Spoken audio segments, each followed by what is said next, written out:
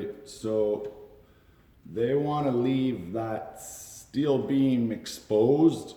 They didn't box it in, but if you could see right around here at the end of my finger, there's a flange from another beam catching this wall right here. And so I'm gonna have to pre-fill it, and I ripped a chunk of drywall paper off of the board. Okay, this is what I use for a patch. Well, I'm going to pre-fill the whole thing with sheetrock and then put this paper on top. All right, and this is how I did it. Okay, so I grab a piece of sheetrock or drywall. I cut the back, the brown side, with my knife, and now I have two pieces. Okay, now I slowly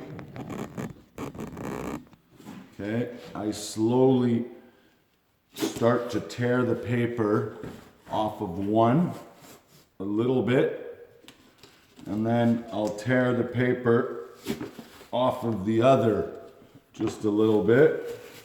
Okay, see how it's starting to tear away now? Okay, so that's about as much as I get out of that side. And then this side, I got a lot further. So now, see, I have a big piece of drywall paper that I can easily make a patch with. All right, so you know what? This one's actually nicer than the other one I cut. Well, it's bigger, but I can easily shrink that to fit up there. All right, so now I'm just gonna mix some sheetrock. Okay, so I've got a little bit of water in my pan here. Hold on. Okay, and just add a little bit.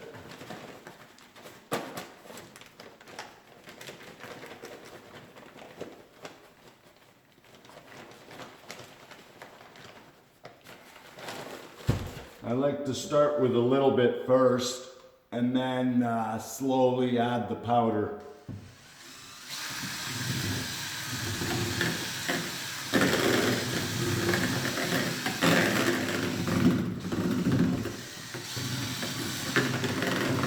This is just a cheap egg beater from, I don't know, I think I found them. They were donating them somewhere, so I grabbed them.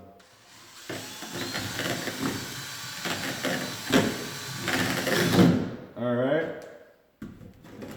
Now I could add a little bit more.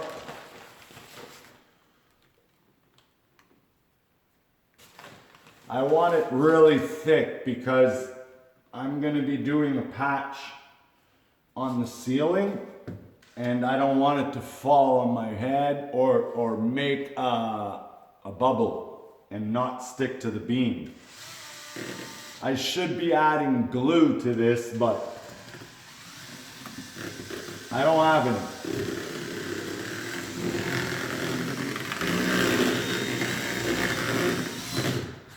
Oh.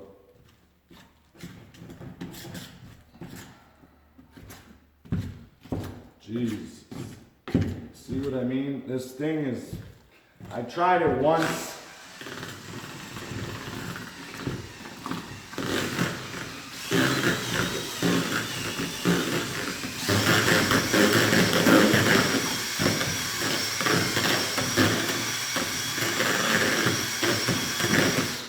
I'm a baker. I don't know. I can probably add a little bit more, but that's the best part about these cheapy little egg beater mixers is leave it like that. Who cares, right? That's the benefit.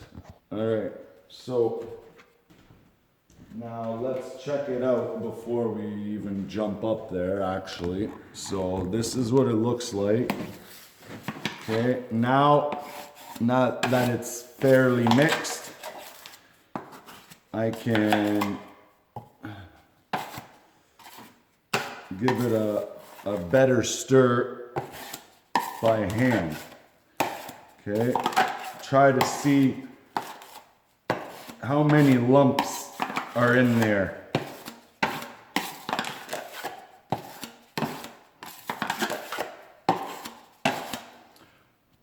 That's pretty smooth, pretty thick, you know, but I don't know, I think I'm gonna put just a bit more because I really don't want it to fall on me, and it's like, that's almost 10 inches wide, right? So that's, if I was able to put a couple of drywall screws in there, or self-tapping screws or something, just to hold the mud from sagging or flaking off, right? In the future, if I put more, but there's less than half an inch of mud, probably a quarter inch, but you know as well as I do that mud does not really stick very well to steel. Which is why I'm going to put that big piece of paper once it's dry to reinforce it. All right?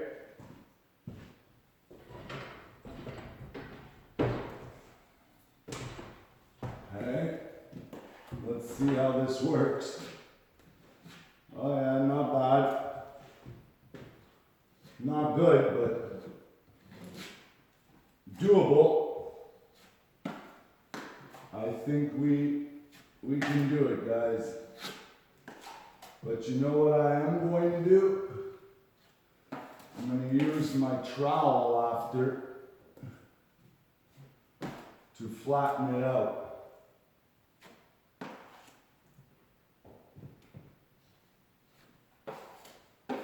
Oh boy.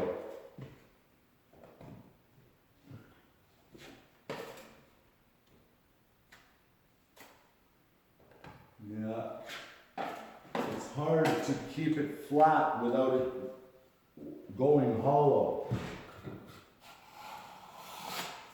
Right?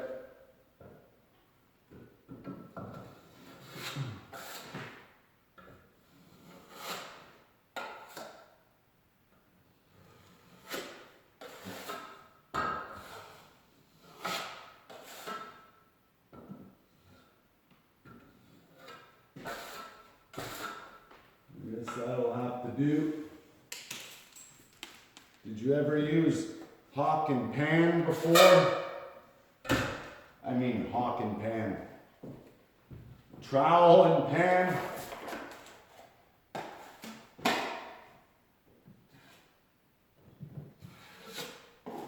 All right. I definitely got too much, but I want to let that dry thoroughly.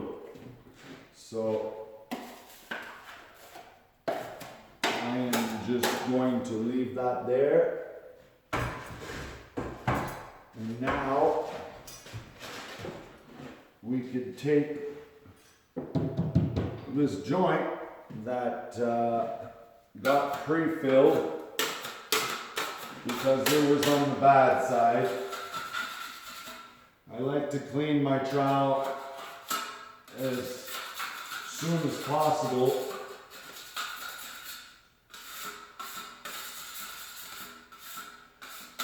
And that's all I do. I don't wet them in the water. I hate that because then your handle becomes all slippery and you have to grip it harder, causing probably carpal tunnel, right? Okay, so I hate using the Hawk for stuff like this because my Hawk is so round that it always leaves a lot of mud on my knife when I try to wipe it clean.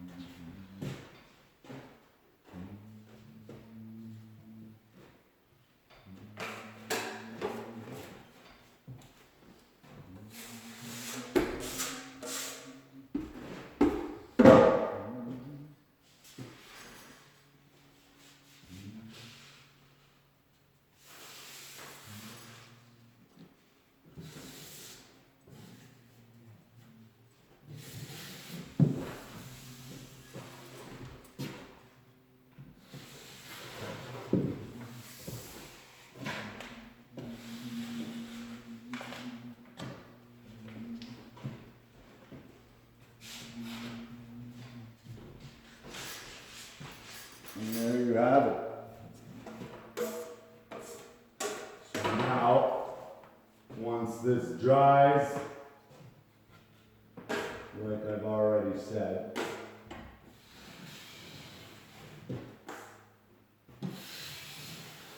I can put that big old patch. Ooh, I forgot that side was wet.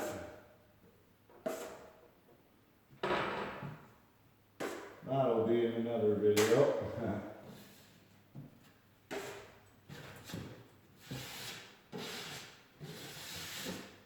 Or no, I didn't record that. Sorry.